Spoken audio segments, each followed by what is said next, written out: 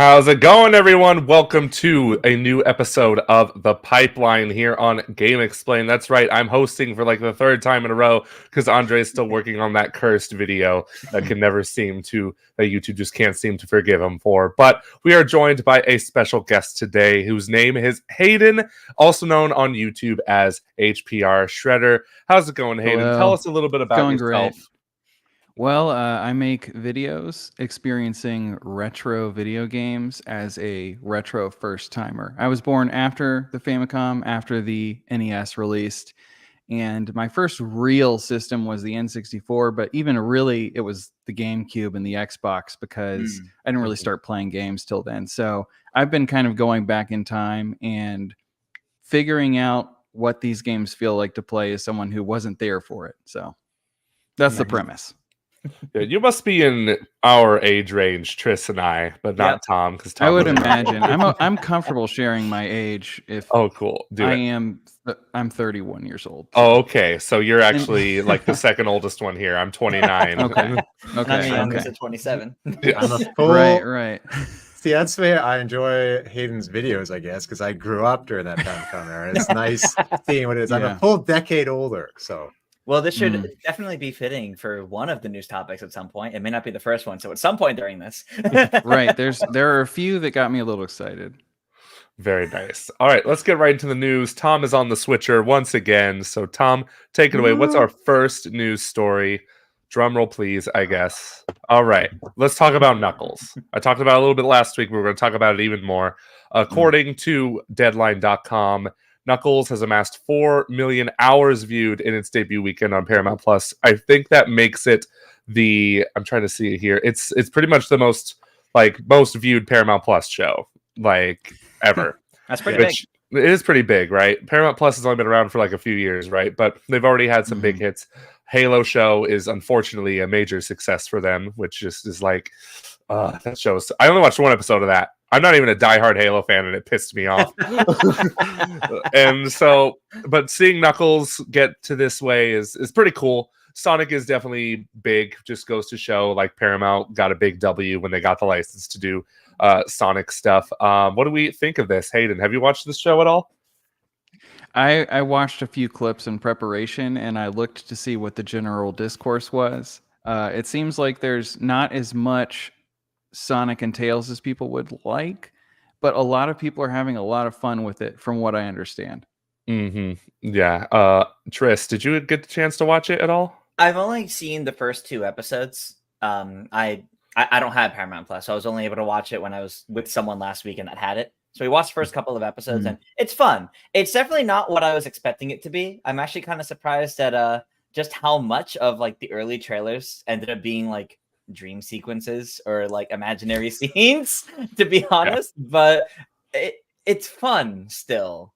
Like it definitely feels a little bit more like Wade Whipple's show featuring Knuckles at times, but I am having fun with what I've seen of it thus far, and I think it's good. It feels good to have another thing in this Sonic movie universe, if you want to call it that. Like, since it's been a couple years since Sonic Movie 2, having something new and fresh in it does feel kind of nice, honestly. Tom, did you get a chance to watch it? Because if you haven't, I'm going to go off on this show.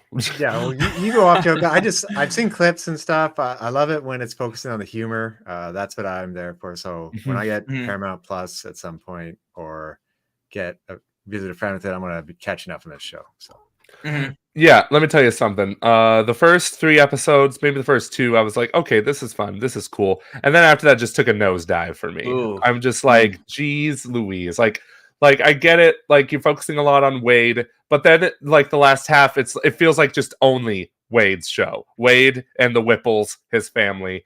And I was just sitting here thinking, this doesn't even feel like a Knuckles show at this point. This doesn't feel like there's like a 20-minute, like, for 20 minutes of episode 5 or something. The Knuckles is in it for like 3 of them. Oh. And it's just... it just irks me. And to top it all off, like, not to get too spoilery, I'm just gonna say they totally wasted the villain. I'm just like, how do you get the Hound from Game of Thrones and give him nothing to do in your entire show? My God. Yeah. It was just one thing about the show, the casting is insanely good. Big names. Yeah.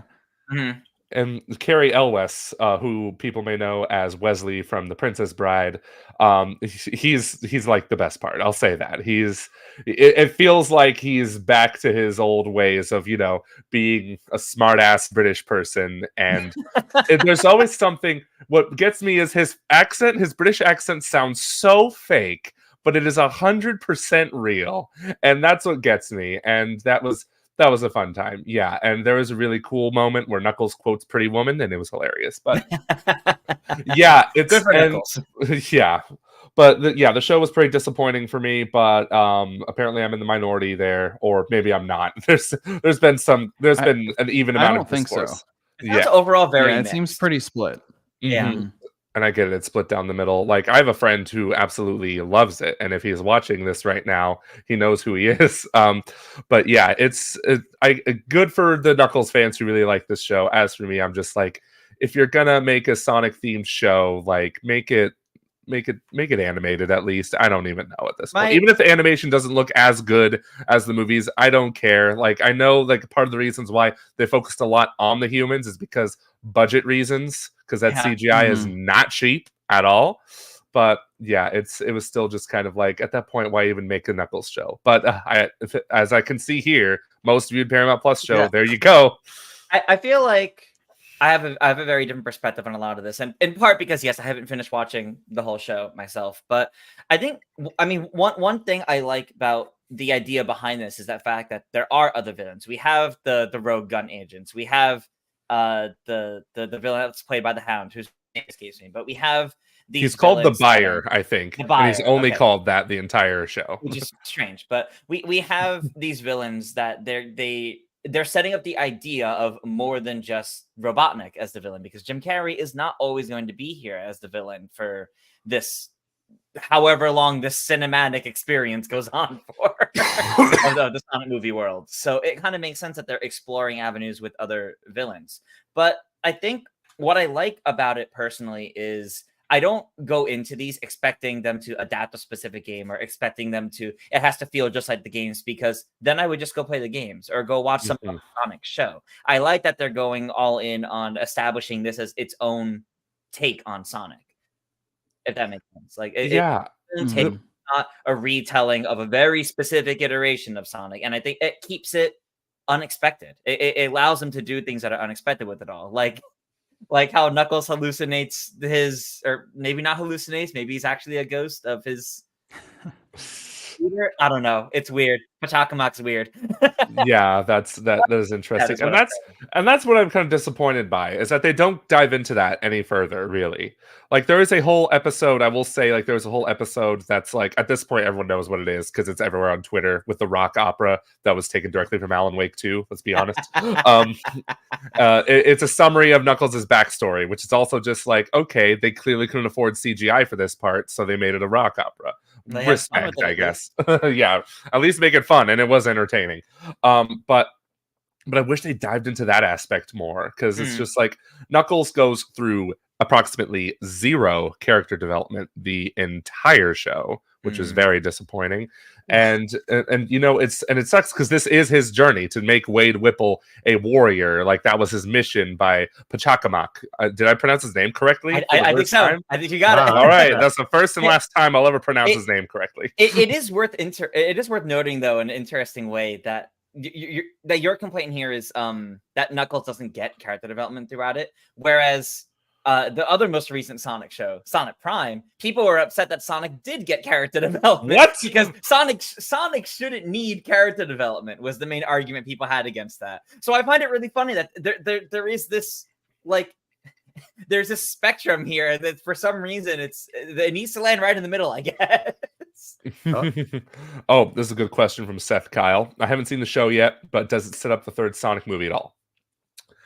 A tiny bit. Maybe there's a line in there that kind of hints at something. Just one line, but it could easily have been a joke line. And I guess I'll just say what it is. It's what was it? Because there's a final battle, right? It's in the trailer, like at a bowling alley, and like the two hosts of the of the bowling show for ESPN are just like, whoa, we haven't had an alien at a show up at one of our games since 1974, and that 1974 was 50 years ago. Shadow, I guess, but I'm just like, okay, what are you implying though? Are you saying we're gonna have a Shadow bowling segment in Sonic the Hedgehog 3, or is it Black Doom gonna bowl for soup? Like, what's going on? Oh, do I hear something? Hayden, do you have maybe a sound effect we could play right now? I do. Oh, we should go to the next topic. Next topic. That's it for Knuckles. Okay, let's do it. Just real quick. Nice. Play that sound Excellent. again. Tom, I love this thumbnail. You did such a good job with this. That's a wonderful thumbnail. We could have just done the key art, but I'm like, no, we have to try to put. And I'm like, do I have a photo of Triss holding their breath? And apparently I did. For Triss was going like, so it worked out well. Chris, what were your thoughts on Endless Ocean Luminous? I gotta say, initially I was worried because of the very mixed reception that the game had when reviews dropped. Some people were literally quoting IGN from the old days of, oh, it's way too much water, it's boring, it's slow. So I got worried that it wasn't actually going to be that fun. But I actually had a really good time with that stream. And then I ended up playing for like 3 hours last night with a few friends. 3 hours? Wow. Yeah, you could have watched all of Knuckles in that time. It's true, I could have. But like we just like opened up the shared dive and we just kind of went around exploring, and it was actually like a really nice, chill game.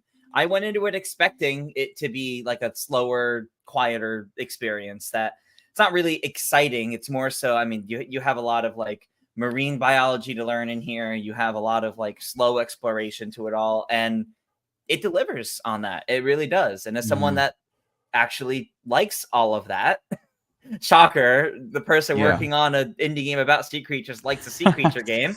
Whoa. Nice. I had a good time with it. I was watching your stream, and it did seem to be quite a deep game. Because darkness. Not very shallow at all. Where's the horn sound effect, Hayden? Come on. Oh yeah, gosh. You know what? I'm gonna bring the volume up on. It's just gonna be on the ready from now on. Oh, okay, good. I had seen that this game get used to that with an extremely mixed reception. Yeah, it was very. And I think it's. Yeah, go ahead. Sorry, I almost pre-ordered it, but I didn't. But I still plan on picking it up to play with my sister. Okay. And yeah, like I don't know if you guys have heard of a game called Aquanauts Holiday. I think I have. It sounds familiar. It's a PlayStation 1 game that was made by, I have it written down here, Kazutoshi Ida, and he's the creator of Doshin the Giant, if you're familiar with Doshin. The Love Giant, there's a trophy for him in Super Smash Bros. But it's kind of like that. It's kind of like Endless Ocean. I never played the first Endless Ocean, or the second on the Wii. But this is the kind of game that appeals a lot more to me now.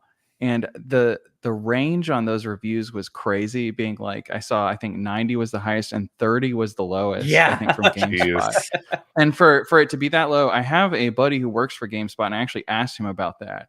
And he said that part of the issue there was, there were hundreds to thousands of scans in some cases required to progress the story.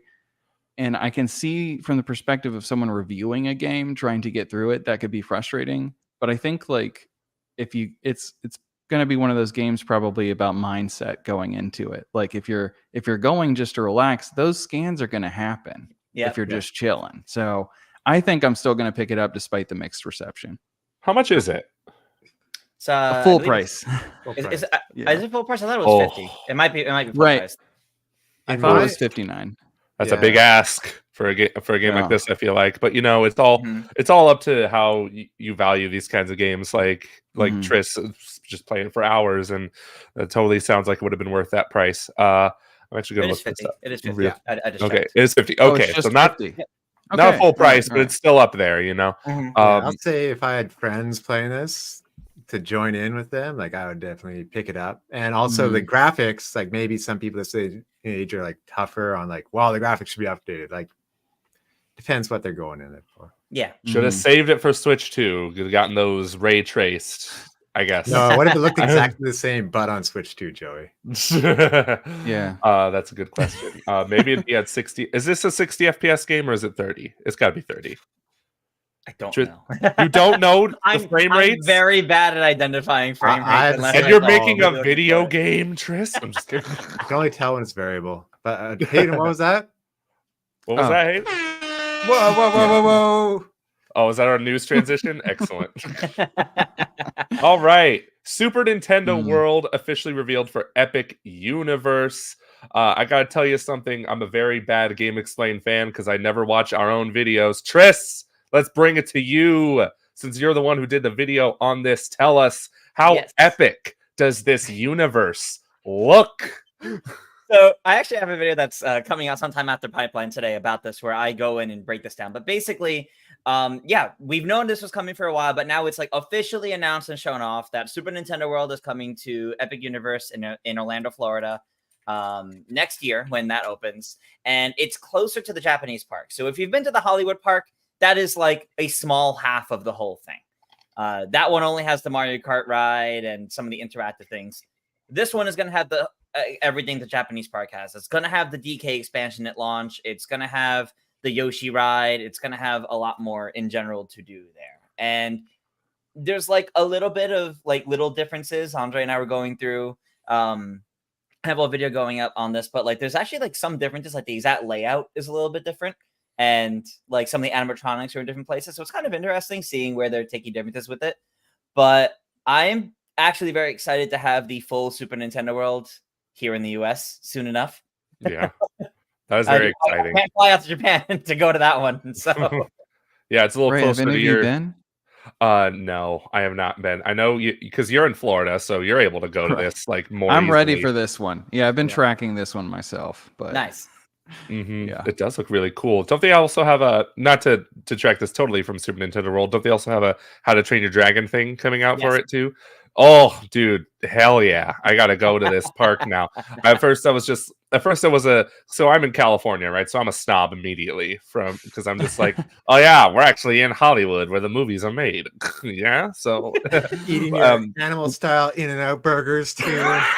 In-N-Out burger, yeah, I hear that's big over there. Oh, it's a little big. I hear they just came out with one in Ohio Idaho, and the line was 8 hours long for it. And I'm like, look. Speaking from a California perspective, and that's good. It's not that good. It's not that good. Right. No. So yeah, this really does sound exciting. Just I'm immediately captivated by the fact that this is going to be exactly like the Japanese side of things.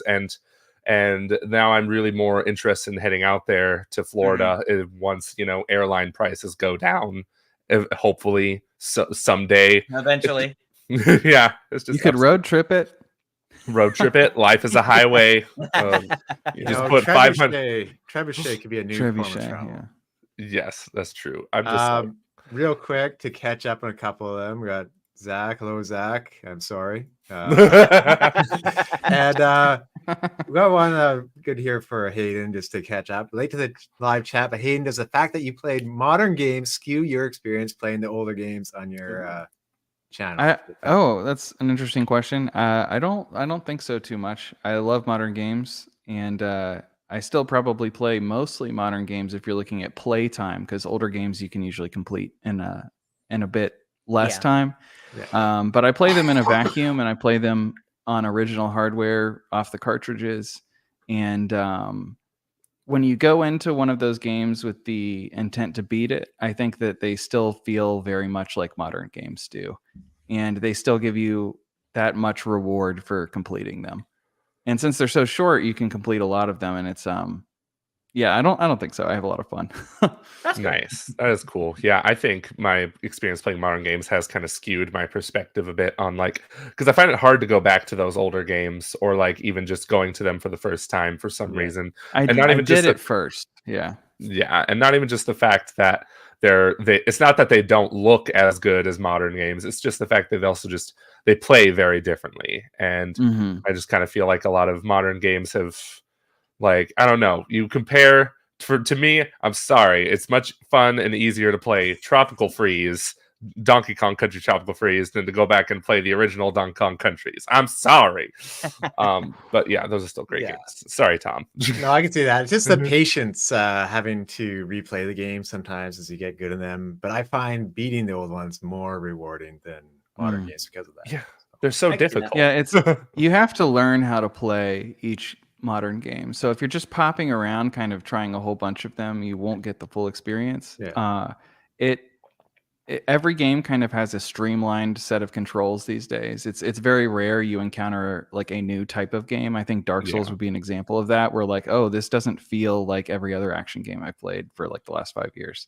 But once you get used to the games, I do think that like some of them are really tight controlling, honestly. And now I haven't played a lot of Super Nintendo myself, but yeah.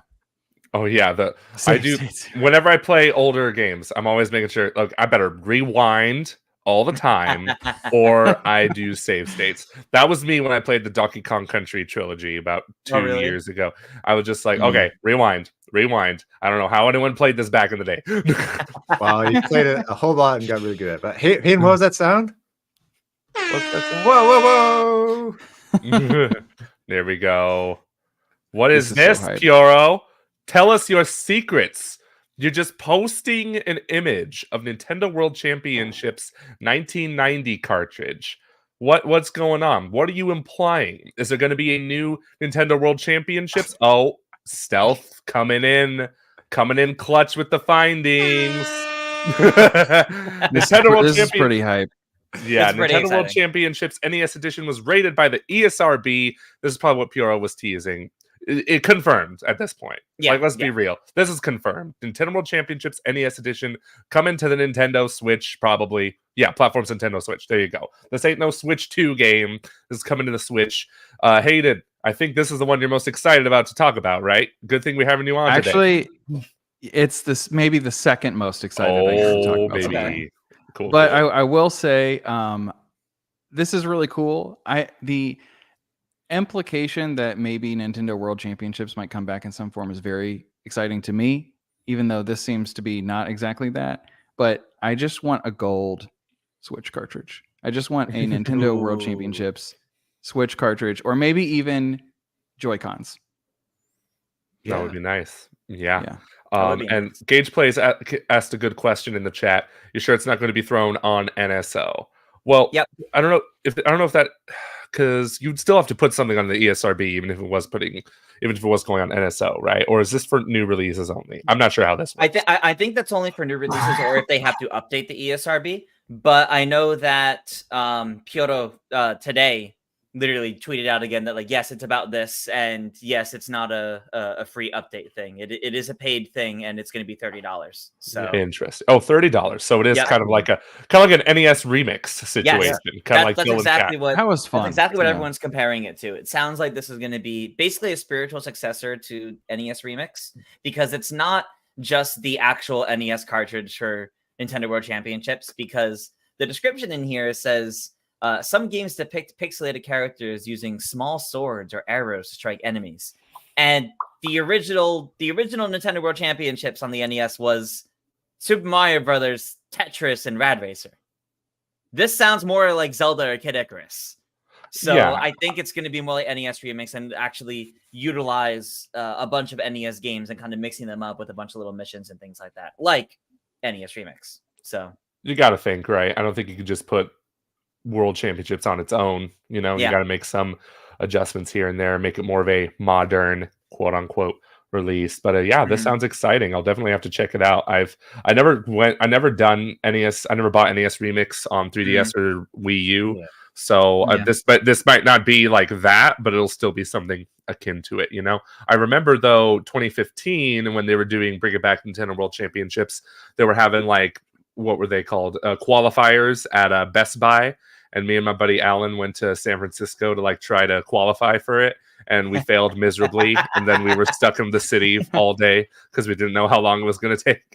Yeah. I could see them doing, I could see them like with the release of this game, also bringing back like an event like that where it's specifically with this game. But That's 100% what I was thinking. Yeah. I'm just surprised we heard about it this way. Like through, like, we got the confirmation of this existing through the ESRB, before Nintendo themselves even announced it. Like, that doesn't really happen with Nintendo first-party games that much. Yeah. I want to know, do we think this is officially going to be announced in a direct, or is Nintendo just going to drop the trailer one day? And I'm willing to bet it's going to be the latter. Yeah. I'm thinking the latter. I would wager sometime the within latter. next week or two. Yeah. Yeah, it's a smaller game just to fill in the time. Like it doesn't really compete with Paper Mario, so it could be anytime. Yeah. I wonder if we'll even get another like full direct until full direct until we hit Switch 2 territory. I don't. Yeah, that's the question, isn't it? That's Nintendo. true. I feel like Nintendo's got to do something to talk about what they have planned for the latter half of the year, because their investors' call is on Monday night, Right. I think.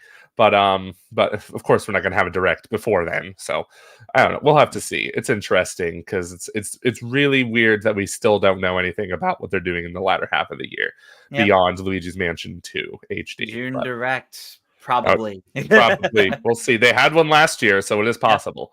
All right. Hit us with the horn, Hayden. Moving on. Here we go. What is this? This is Scroll up, Hi-Fi Tom. Rush. Oh my goodness. Will the rumors end? Please. God. Man, oh man. All right. Hi-Fi Rush for Switch. PEGI rates it. Just announce it already. I'm Yeah, tired. really. I'm tired. This is like, But come here, on. it's not here anymore. So And it's not here anymore. My God, man. My goodness. We thought this was going to be announced officially from that like Xbox podcast thing they had like a month or two back, but they said Hi-Fi Rush is coming to PS5. Then that was it. And I'm just like, oh, God damn it. So I'm just kind of like, will this thing ever be announced for Switch? Of course it's got to be. And it's been leaked left and right on different ratings boards. I thought this game was going to be at that part. Me too. Yeah. Me too. And it's just annoying. It's not even a game I'm going to even play on Switch. I already have Xbox Game Pass. I'm just going to play it there anyway. But I'm still Great, just kind of same. like, I'm still just kind of like, just announce it already. This is one of the worst kept secrets of all time. Yeah. I'll say quick that maybe it's just Switch performance that's running into issues here. That's because, Maybe. like, let's say Dawn with Another Crab's Treasure mentioning the performance there. Like, I bought it on Steam to not take a chance because I'm finding with more games on Switch, like they're running slower at times. So Yeah. Yeah, it's and this is a game where frame rate really matters. Like, it's got to be, if you can't hit 60, you got to make it at least consistent because it's a rhythm based game, and you can't have any kind of frame rate lag in a rhythm based game. Right. Yeah, a part of me is just like, 100%. save it for Switch 2. Honestly, like if it needs that frame rate. It might be. Switch Yeah. 2 launch title. Hey, that'd be a good one. But we'll talk more about frame rates much later on in the show, and I'm very much looking forward to that. But hit us with that horn again, unless anyone's got anything else to say about Hi-Fi Rush. Too late. The horn's been blasted. All right, here we go. Wes Ball, the director of the upcoming Legend of Zelda movie, said that he is going to go to the ends of the earth. I think that's the exact quote, to give us what we want. When he said us what we want, he implies not only Zelda fans, but himself, because he said in an interview with, I think The Direct is what the website's called, he said, like, Zelda is like so important to him next to Star Wars. And that's like immediately gives me like green flags. Not just green because Link is green, but I'm just sitting here like, yes, please. Just the fact that the director of the movie, who's I say is going to be responsible for the creative vision of it, but it's also just going to be like, it's a big studio movie, so there's going to be a whole lot of Nintendo and Sony Pictures interference there. But hopefully we get a really good Zelda movie out of this when it comes out in 2035. I don't think we're seeing this movie for a while. I can't wait to see John Cena as Navi. Oh, that's a good thing to say, because he had a Reddit AMA the other day saying like, he was promoting his upcoming movie, Kingdom of the Planet of the Apes. And, naturally, he gets bombarded with Zelda questions more than anything. And somebody asked, will John Cena play Navi? And then he responded, you never know. So there you go. He's going to be like, Link, you can't see me. So That's so funny. Yeah, what do you think of this? Tris, you're the big Zelda fan here. So tell us what you think of this. I think it's a good sign that we have a director that's actually like in love with the series, that wants to see it done right. Because obviously, this kind of project it falls on more than just him, because it's going to be stuff like from Sony and stuff from Nintendo, like you mentioned. But I think it gives me faith that he is going to do his best with it, right? It's not like what we hear from behind the scenes of like, I think it was the Halo show, for example, where they're like, yeah, we're purposely not looking at anything from the games. Like we don't want to interfere with our project or something like that.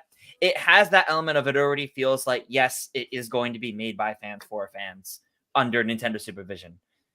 And within reason, of course, within reason. Like there's only gonna be so much to be allowed to do. But it does give me hope that it is going to be good.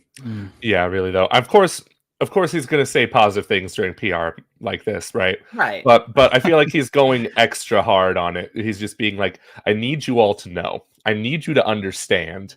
I am in it for the long. I am in this. I got my whole body and soul in this project. Please understand. I'm going to make this the best it can possibly be. Yeah, so, exactly. Yeah. Like it's not standard PR response. You could it's probably guided by a PR response, but like it is not your standard give a quick answer PR response. There's heart put into it, which is a good sign. Yeah. Do we have any other thoughts, Hayden? Do you have thoughts? I'm pretty negative on this. I really like. I 100% believe he's going to try his best. Yeah. I can't picture a live action Zelda movie like existing or being good. Or Zelda is my favorite franchise, and sometimes I feel like I'm harder on it because it's my favorite franchise. But I can't imagine it. It could be my lack of imagination. I'm very bearish on this. I have zero expectations for it to be good. If it's decent, I'll be happy that it was. Yeah. I'll say it's like guilty until proven innocent. It's like Mario movie until it's like. Yeah, people were not happy about Illumination handling the Mario movie, and look how that turned out. Yeah, like Chris Pratt. They did a great what's job. going on? Yeah. And I'll say, basically, like he's gonna try hard, but we don't know what's gonna happen. Like the Amazon series of Lord of the Rings, that was pretty good. It wasn't great. Like, I could expect something like that.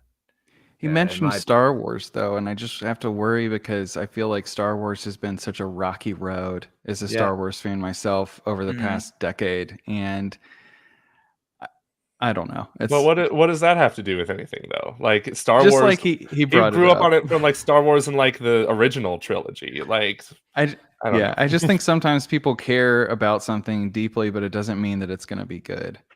Yeah, that's true. Yeah.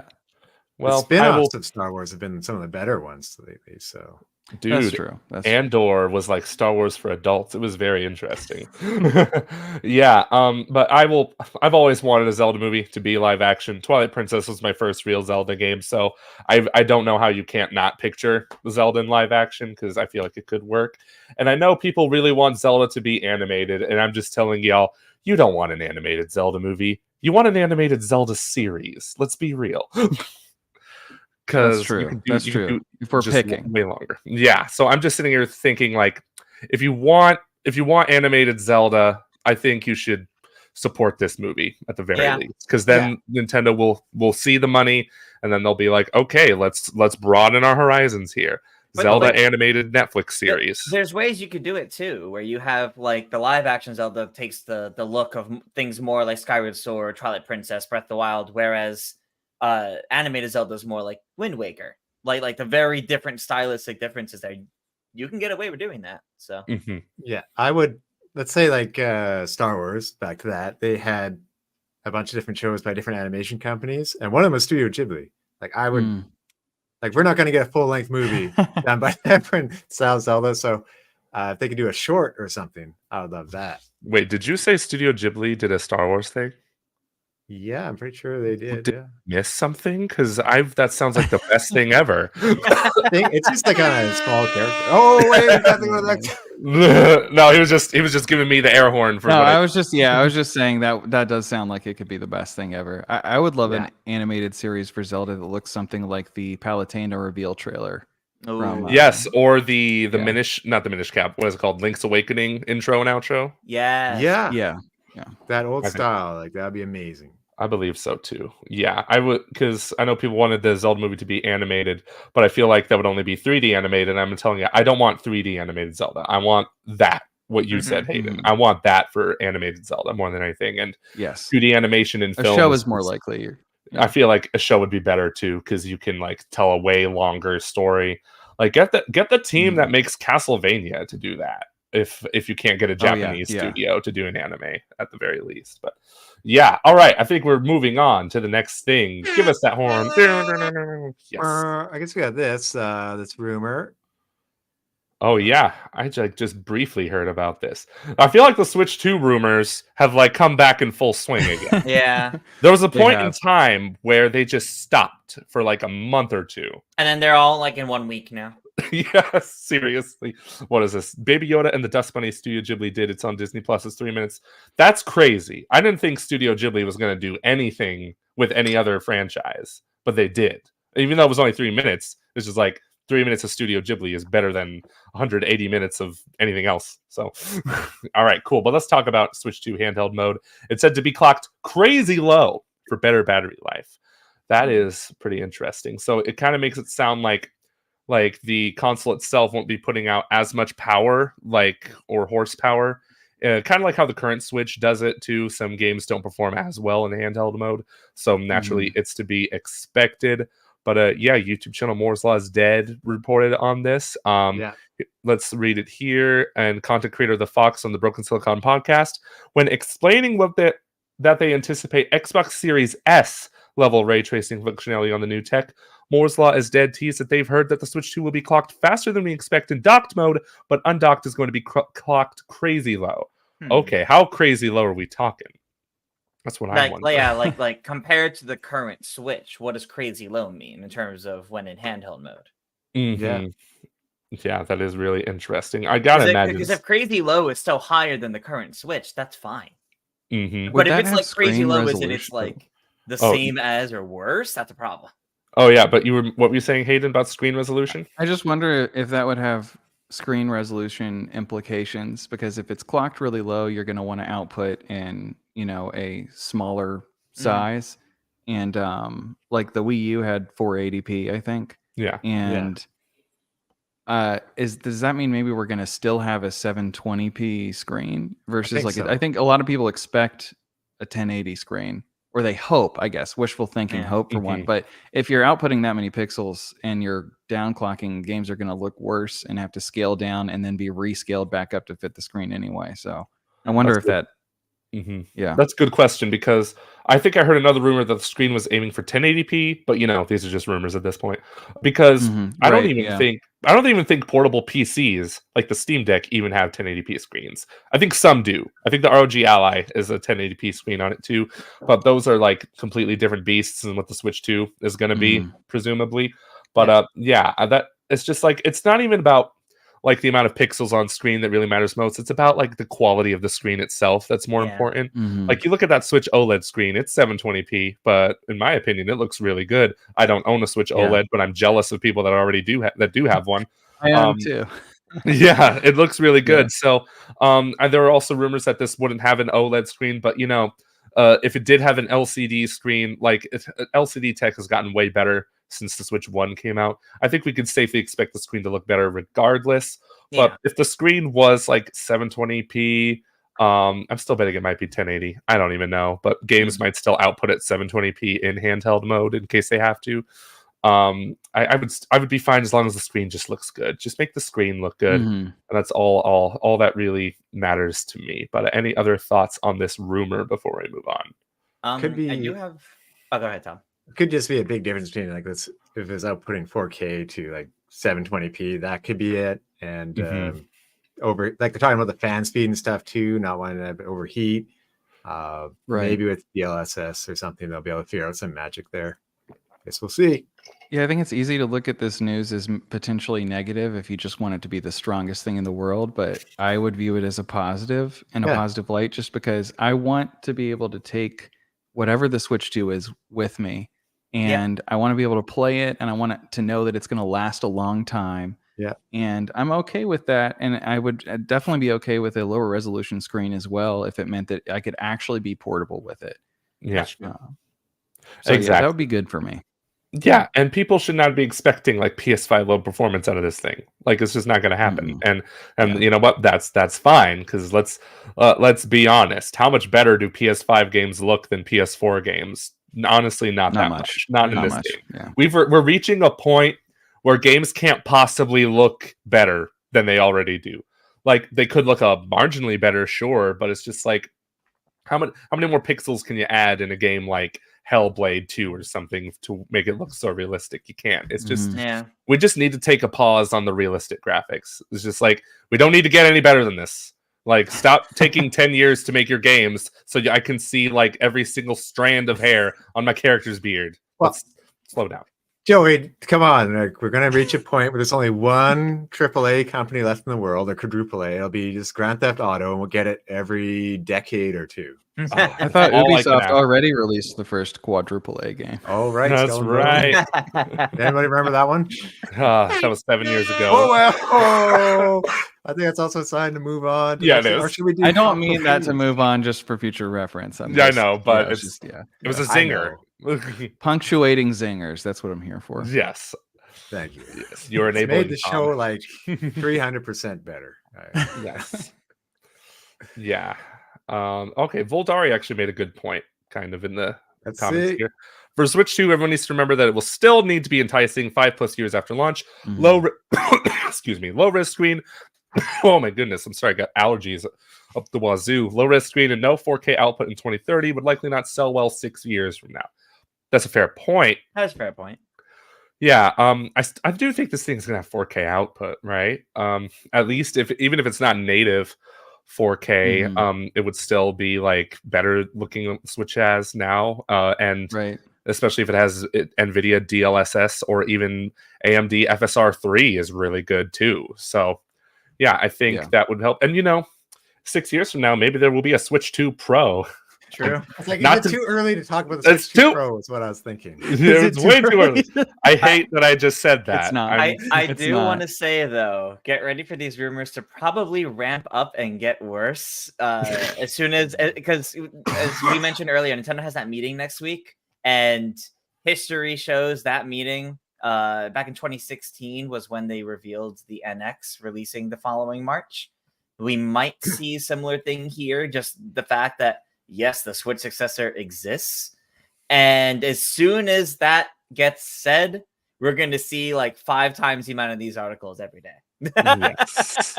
It's going to get so bad. This is for Gage. I want to have 100%. Street Pass. Yeah, I want Street Pass back.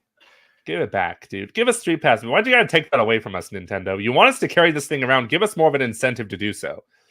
Yeah. Yeah. Did anyone else just expect that the UI for the Switch was temporary at first? Yes. We were definitely going to be getting something more because their UI has always had so much personality. And the 3DS is maybe my favorite. Yeah. Same. It just how that like the 3DS did well, but I guess the Wii U did so poorly that it just scared them away from it. And the Switch is doing well. It's like, no, gotta stick to this. I miss Miiverse even. I had a lot of fun with Miiverse. Me too. Yep. I think Nintendo might have overcorrected there. They were just like, we need the Switch to be as less like the Wii U as possible. So let's even take away the good things that were on the Wii U and not put it on the Switch. Could be faster loading too. I mean, I wouldn't want to be like booting up my Switch for over a minute. So yeah, that's true. All right, I'm just messaging back Alan May Cry in the chat. Alan's in the chat, everybody. Can I get an air horn for Alan? There we go. Awesome. All right. And on that note, let's move on to the next one. I guess story.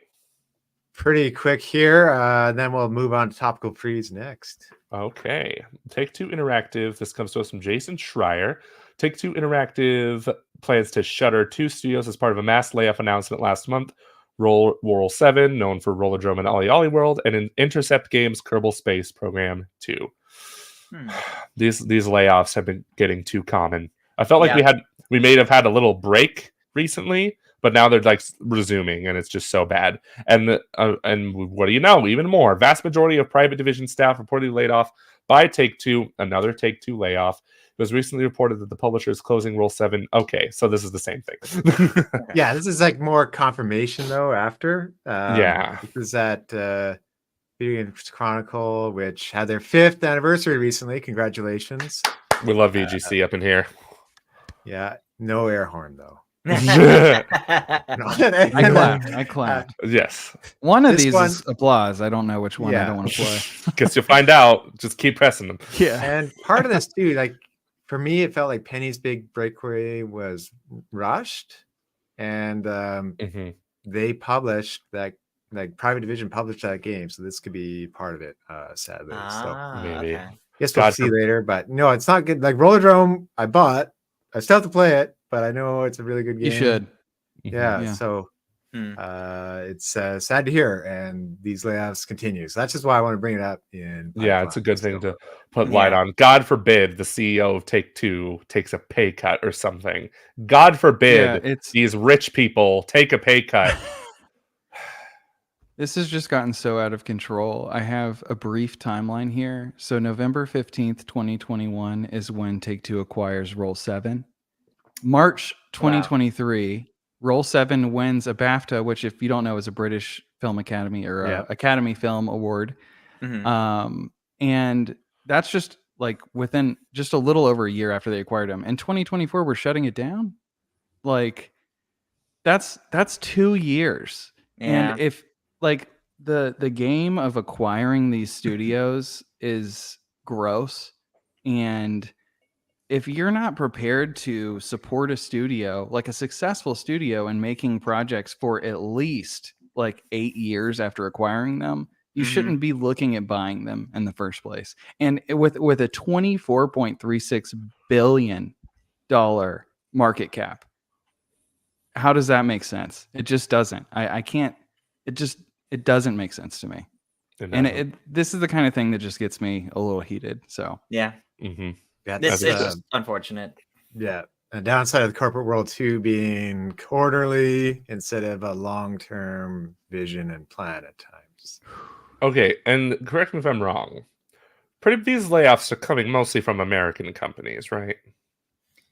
I feel mainly not. Embracer was Europe. Yeah. Embracer, okay, and Embracer is just a mess, all in its own special way too.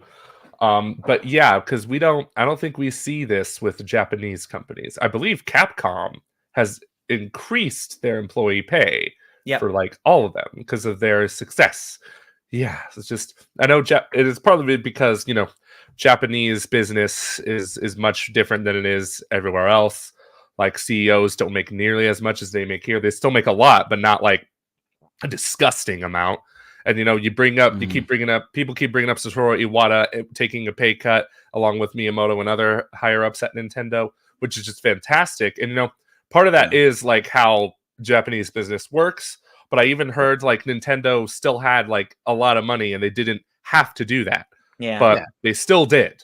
So that still goes to show how good that is. Part of it is that if you work in Japan, you become a full-time employee, like it's almost impossible to lay off a person. And then the company does have to show like CEOs taking pay cuts or like to take drastic measures. So it's like the employees are more powerful over there. And also their wages are much lower than like American game. That's true. Yeah. Wages are lower, but they have more rights. Yeah. I see that. Yeah. And I totally forgot what I was going to say on the matter. Oh yeah. And if you're a bad CEO in Japan, you don't get like a golden parachute and you like your career's pretty much screwed after that point. But here in America, it's just like if you're a bad CEO, here's millions of dollars, get out of here. By the way, your new job is lined up here. Right. Their new job's already lined up. Like they just bounce around, and it's insane that anyone would hire them. Like I just don't understand. I don't know. Didn't the Unity ex EA CEO, he already has like a job somewhere? Yeah. Oh my god. Ridiculous. I don't understand how that happens. But we only have about 10 minutes left for Let's our move hour. on. So do you want to do a quick topical freeze? Let's do a quick topical freeze. Yes. Let's do it. Question is, which one is it? Oh yeah, that's right. We had multiple ideas. So which one? Here's the thing. I think we have enough time to fit both topical freezes in. Topical freeze. Can we get multiple air horns up in here? Let's go. Very good. Yes. All right. First one I want to talk about. Let's talk about Paper Mario just for a little bit. I don't want to harp on this too much. I feel like we all have brief thoughts about this. There is a brief debate, kind of, maybe a little too excessive, on if if it's wrong that the game runs at 30 FPS, why can't it run at 60 like the original? Tris, what are your thoughts on this? So the thing about this is it is not a simple port or remaster of the game. It is not like they upscaled the textures on the game and shipped it out on the Switch. Mm-hmm. The visuals, the lighting, like all of it's completely redone. It might as well be a brand new game. And it's probably pushing the system. Like we had there was a developer from Bayonetta Origins who talked about how this kind, like they feel for the developers because it oftentimes comes down to, do you want stable but have to set for 30, or do you want could reach 60 sometimes, but it's really variable and it might really slow down? And I think it's a matter of opting for stability in that case, because it isn't just a port of the old game. There's more to it here that warrants more power being used, and unfortunately might warrant it slowing down at times visually if it's not capped at 30 and set at a stable 30. But all the previews of everyone playing it have pretty much said it's a stable 30, which is what's more important, I think. And, I think a lot of people see numbers lower, therefore bad, but was Breath of the Wild and Tears of the Kingdom bad games because they were 30 FPS? Like, just because something's 30 FPS doesn't make it a bad game. I understand that in this case it's a remake. There's a point of comparison, but again, it's not a like straight port. There's clear upgrades to it all that warrant the change. Mm-hmm. All right, Hayden, what are your thoughts? We'll go around the table and we'll bring it back to me because I'm the very negative tolerant. one here. Yeah, I'm super tolerant to low frame rates.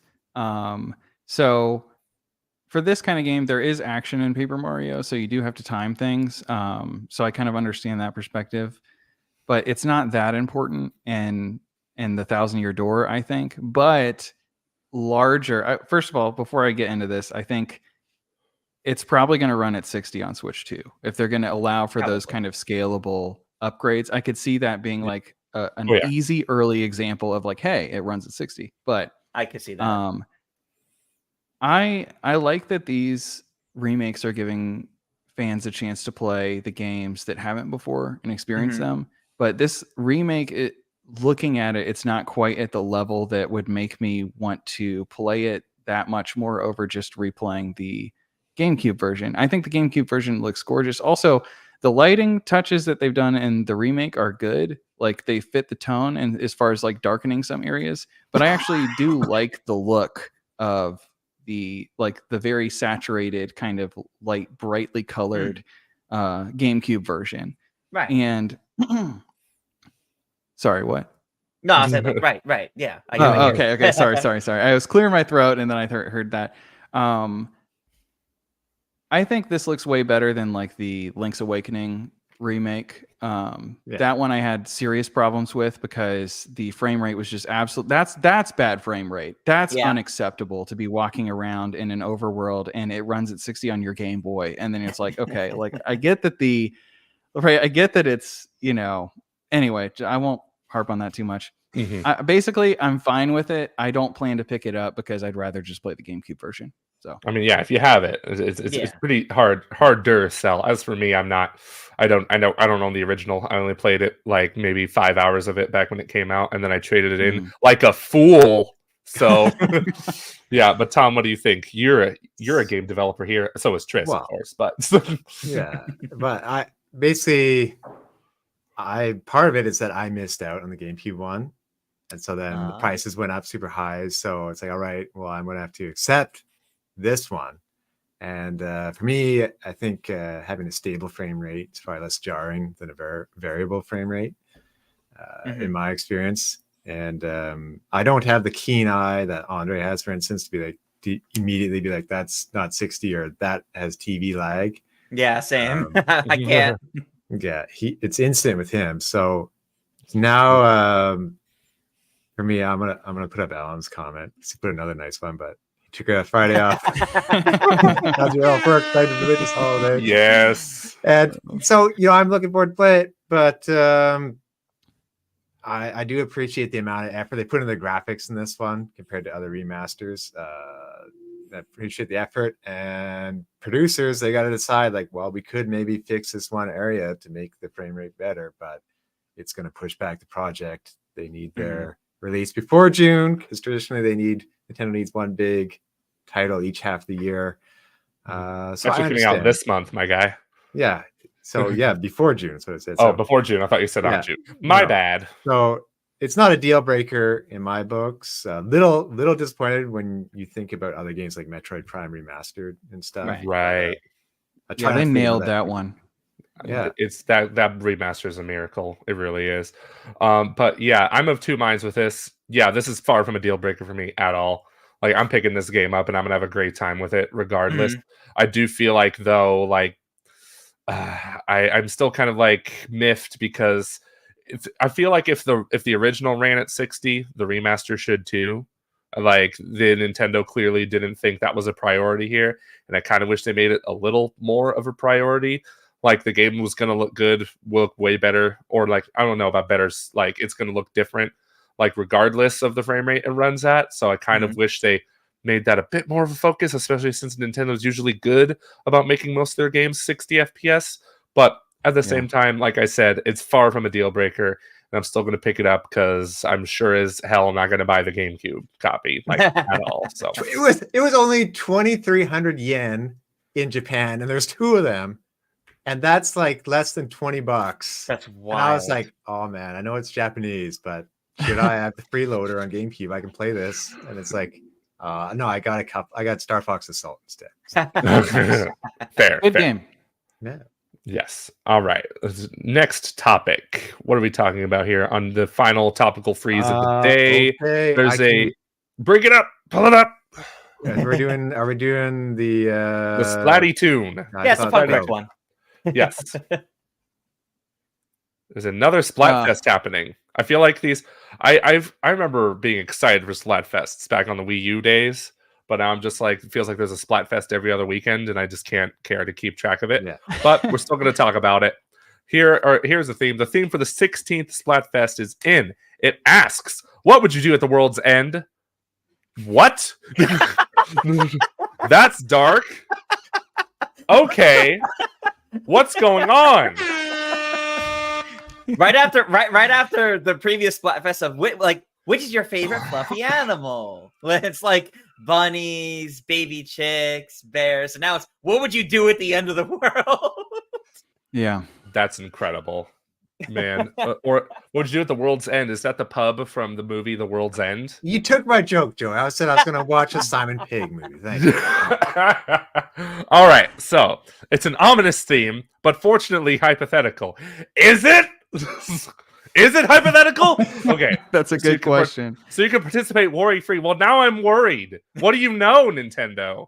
Hey, Okay. It hasn't been leaked yet. Puro hasn't leaked it, so don't worry. Alan's comment. Next Splatfest. Highlight that comment.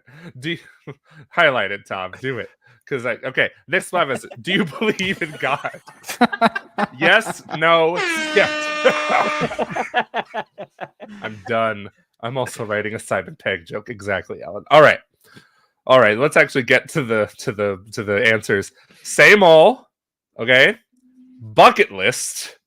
I love that there's a Game Boy in the bucket list. Like, yeah, I'm gonna play the Game Boy at some point in my life, and then save the day. Oh boy. Okay. This is the best Splatfest ever. I'm just saying that right now. All right. Now then, do you really feel that? I really do, because every other Splatfest has just been like whatever. But here's the one that really ponders some thought. Now, which one are you choosing, Hayden? Which one?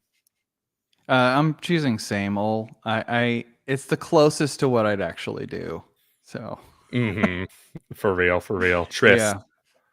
For me, it's bucket list because motivation to do something that maybe would take a bit more time, take more planning. Oh, there's motivation to do it now. Okay, I'll just go do it. Like, bucket list doesn't have to be like, what was the example I gave my friends? Bucket list doesn't have to be like riding a bike through a flaming hula hoop. It doesn't have to be something like crazy. Bucket list is just something that you want to do before you die. It could be anything. Yeah. So it's just motivation to do this. Yes. All right, Tom. What are you for doing? me, I figure with the world like save the day, that's not really happening because that requires like a lot of people, people in better positions. It's kind of hard to change. Like thinking back to that Leonardo DiCaprio movie recently, but bucket list. I'm already working on my bucket list all the time. Yeah. I'm older than all of you, I guess, but no. So same old, and really important to spend time with friends and family. So True. That's right. Fair. I also find same old like fair in that case because it's a matter of like I think I need I need the actual descriptions from Shiver and Fry for what they constitute as same old and bucket list. Like, is bucket list just doing crazy things, or is same old like ignoring it like it's not even happening? Like, anyway. Go ahead. Look, here's my thing, right? I couldn't possibly, if the world is ending, I couldn't possibly do the same old thing. I'm too stressed out about the world ending and like what comes after death, like what's going on. Same with bucket list. I'm just like, I can't enjoy what I'm doing on my bucket list because I'm gonna freaking die soon. Me and my entire family. So what else am I gonna do?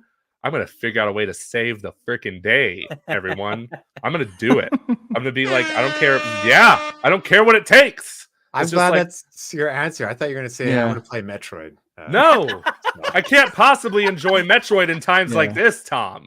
I gotta save the day, go out and figure out, fight the giant colossus that's destroying everything. I will fight Galactus with my bare freaking hands. Just so my son has a future. Just so I can finally play Metroid Prime 4. God dang it. I love how save the day is it's so like context sensitive. Like if it's like meteorites raining down like the picture seems to show, how are you going to save the day from that? But if it's like zombie apocalypse, I guess you could beat all the zombies theoretically. Like it's context sensitive. That's an excellent point because like if it is like these actually look like bombs, straight up bombs coming down. Like there's only so much I can do. So realistically, I'm like, okay, I'll throw my hands up if it's, nuclear warfare. But if it is zombies, for example, I would fight. This could just be Nintendo asking us like if we're just gonna lie down and take it, So I don't know. Asteroid is harder than zombies. Let's be honest. Like zombies, maybe you do something. Like, watch the new Godzilla movie that won the Academy Award. Like one man makes a difference. So. Isn't there already a new one? Oh yeah, it's the Godzilla Kong, but there's this Godzilla -1, which is just peak Godzilla movie. Yes. And saving the day in your Metroid mech, Joey? That's right, the question mark, man. You certainly live up to your name. Yes. I'm just going to be like, all right, come on, meteors. I got a home run bat. Let's go. Hit all those meteors back. I'll do it. That would be a good Rhythm Heaven minigame. That's a Kirby minigame. That is. Not a bad idea. All right, everybody. I think that's about time to wrap it up here for this week's Pipeline. Thank you for joining us, Hayden. Show us where we can find you. Tom, show us where we can find him. YouTube.com/HPR Shredder. Right. Yay. Yeah. Yes. I'll get myself on. Yes. So thank you all so much for watching this week's episode of The Pipeline. Let us know what your favorite news story of the week was in the comments below. And if you have any topical freeze ideas, post them in the comments as well. So until next time, everyone, bye-bye. Smile and wave.